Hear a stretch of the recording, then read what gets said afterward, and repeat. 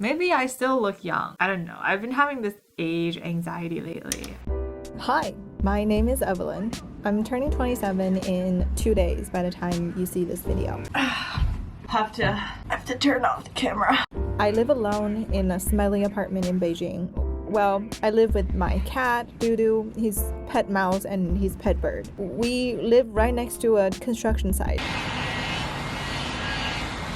For some reason, recently all my friends are getting their dream jobs, buying houses, getting married, and it's kind of been making me feel like I don't know what I'm doing with my life in Beijing. My life has descended into chaos, so in the next few days, I'm gonna try to get my life back together by cleaning up my apartment, gardening, working out, taking care of myself, and planning. I hope you come along.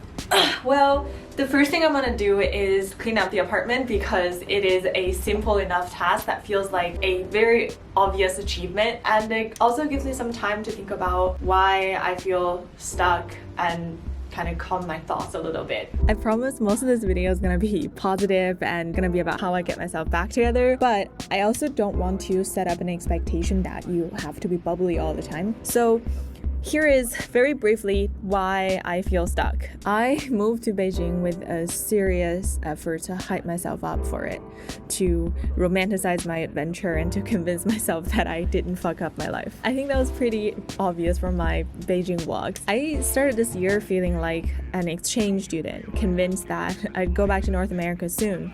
But the more I think about it, the more I realize I don't know how that'll ever happen. I don't have a visa, I don't have money to pay tuition for school, and I don't know how I'm gonna find a job in North America from China. Meanwhile, at work, I got sucked into this toxic work culture of cutthroat competition and just incessant overwork in Chinese big tech companies. There are several terms for it if you want to Google, like 996, involution, 内卷. Not to bore you with too many details here, but altogether it just gets harder and harder to believe that this life in Beijing is only temporary, and I'm terrified of being stuck here forever. I just ordered a Dyson. I'm finally done with all the dust in my apartment, so I just went on Taobao to order the cheapest Dyson available. It was quite an investment for me. I have been collecting dust for the past week, just waiting for the Dyson to arrive. I had to accept a 50% pay cut compared to my previous job because the Chinese job market is completely dominated by employers. This Dyson was my first major purchase in Beijing, and it feels really special. Wow, that's really satisfying.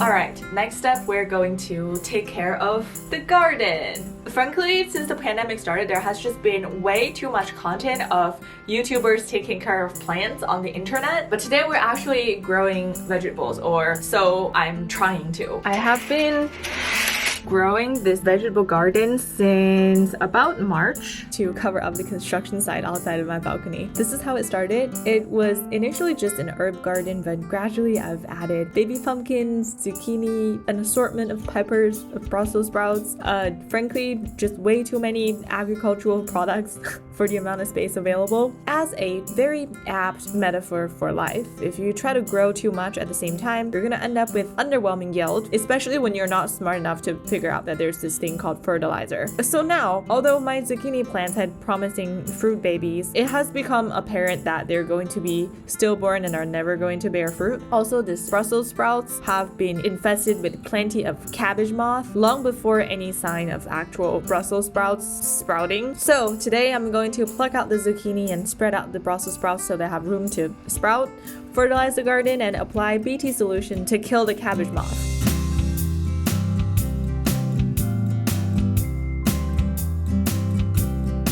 BT is a bacteria that makes cabbage worms think they're not hungry and therefore stop eating. It's not toxic to humans or other animals, with a small caveat. This BT solution smells like poop. You want to make sure to cover the crevices near the stem because that's where the cabbage moth like to hide its eggs. I also got fertilizers for the garden because, as it turns out, you're not gonna get any meaningful yield just by giving your garden water. So I got this plant feed for leafy vegetables. This will be for Brussels sprouts. This other kind, even though it looks the same, is for vegetables that bear fruits like cucumbers and pumpkins. For the past few months, I've been spending a lot of time gardening, cooking, and cleaning, which I've been telling myself are what I want to do with my time. They are, but thinking back, it also feels more or less like a protest to the culture of overwork in Beijing. If you're looking to move to Beijing, though, please don't let this discourage you, because Beijing is truly an amazing city with some very, very lovely people. It's just that in my experience, the work culture in Beijing, in the tech industry, for a Chinese person, I'm trying to be very specific here,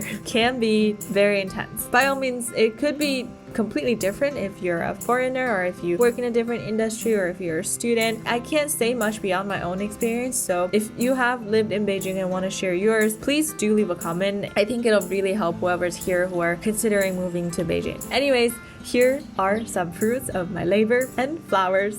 I'm very proud of them. Also, full disclosure, I have put on some weight lately because of weeks of stress eating, and I've been feeling pretty self-conscious about it. Ever since I was little, I've had a lot of body image issues. In China, people put a lot of emphasis on your weight. The entire entertainment pages on newspapers are basically just comments on which celebrity got fat and which celebrity lost weight. I am somewhere between 130 and 140 pounds, and I am 5'6". I would be considered fat by some Chinese standard. I also haven't been to the gym in a while, so I do want to get out of the door and at least just get to the gym today, because I think working out is a very easy area to feel I'm in control. As long as I eat clean and exercise, I can make changes in my body like pretty reliably, whether it's gaining strength, endurance, or losing fat. Yeah, my goal is to just make it to the gym today.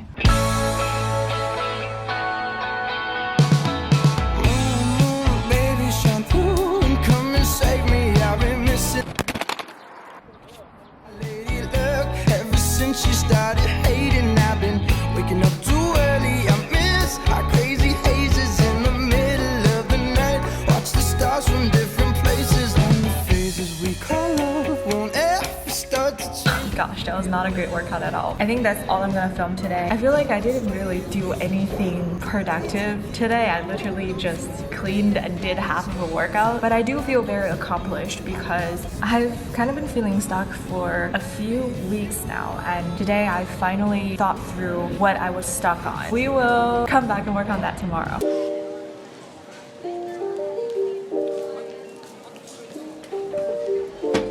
I used to be really rough with my skincare. When I was in college, I would come back from the bars and just fall asleep.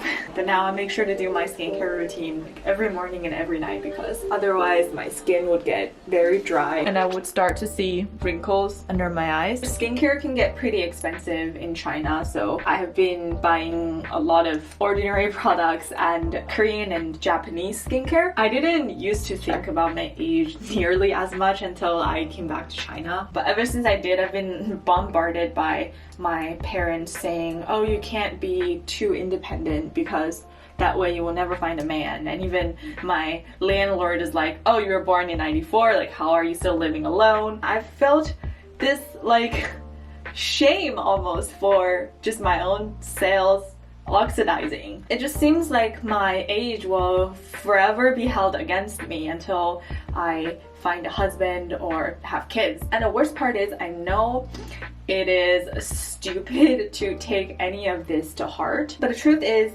not only does it get to me, I also feel like it's my fault for letting it get to me. Recently I've been thinking, maybe this world is just a huge competition of narratives, and you either have to have very strong narratives of your own, or you have to be in an environment where the narratives around you lift you up. And part of the reason why I have been feeling stuck lately perhaps is because the narratives around me are trying to drag me down. I feel like putting on some makeup today because I was trying to edit some of the footage from yesterday and it just felt like I didn't look particularly put together. When I was editing, I thought, how can I claim to want to put my life together when I can't even look like it? I've started to try Korean makeup. For foundation, I'm using Laneige Air Cushion. It doesn't have a lot of coverage, but it looks very dewy and Cost-wise, it is a lot more affordable than a lot of Western brands. Although with foundations I've found in East Asia, the shades are often very, very fair, and that's because it's just a beauty trend in Asia. Even Western brands have localized to have lighter and a smaller variety of shades in Asia. So unless you want to pay a premium for shipping directly from overseas, I would highly, highly recommend buying your favorite foundation before moving to China.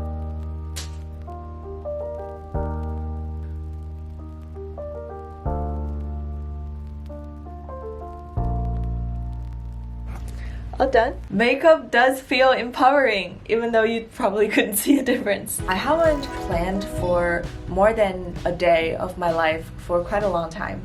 Back in January, I did this whole plan with me using OKRs video and really took time to think about what's important for me this year. It's June now, and to be honest, I haven't followed through. So I just watched that video again and realized that a lot of the goals still are what I want to do and would make me happy. My goals came in 5 categories: career, well-being, relationships, finance, and learning. It seems like I knew pretty well what I wanted way back in January, but I think over time I just got hyper-focused on what everyone around me was doing and got so stressed out about other people's judgment that I simply forgot what I wanted. It's like in Spirited Away, in order to get out of the trap, you have to remember your name. You have to remember who you are and what you want. I didn't know when I watched the movie as a kid, but it's not an easy thing to do. I feel like no one talks about planning or goal setting in the middle of a year or a month, but I think the whole idea of planning on firsts is kind of arbitrary. What matters isn't setting up your goal on a particular date, but constantly checking your progress against your goals and adjusting them based on your needs and what makes you happy. For the remainder of the year, I want to go out more and experience the city because I finally